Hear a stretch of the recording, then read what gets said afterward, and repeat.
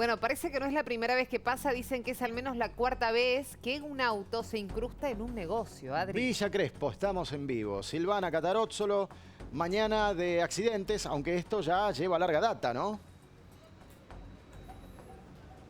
Exactamente, ustedes bien lo decían, la cuarta oportunidad que este hombre se encuentra, el propietario del local de venta de cueros aquí en Murillo y Scalabrini Ortiz, se encuentra con autos estacionados pero en el interior de su comercio, así como lo están escuchando.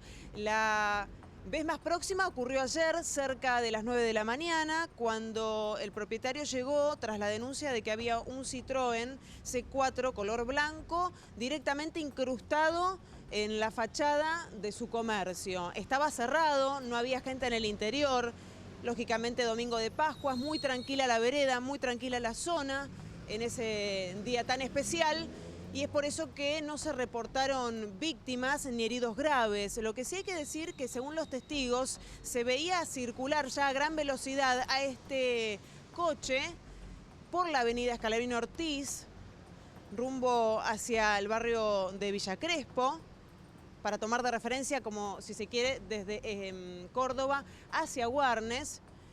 Y de inmediato algunos vecinos se escucharon el estruendo, se acercaron y vieron cómo las dos personas, los dos hombres ocupantes de este vehículo intentaban darse a la fuga. Si les parece, vamos a compartir el testimonio de un vecino que esto nos comentaba.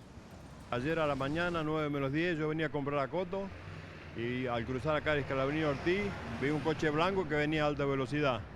Seguí caminando y sentí el ruido y escuché el ruido de vidrios y me volví corriendo y vi que estaba el coche metido ahí adentro del negocio.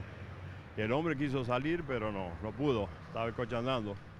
Y bajó un señor y salió escapando. Y yo llamé a la policía y después vino la ambulancia y vino el patrullero. ¿Usted se está refiriendo al conductor del vehículo que intentó darse a la fuga? No, el acompañante, el acompañante.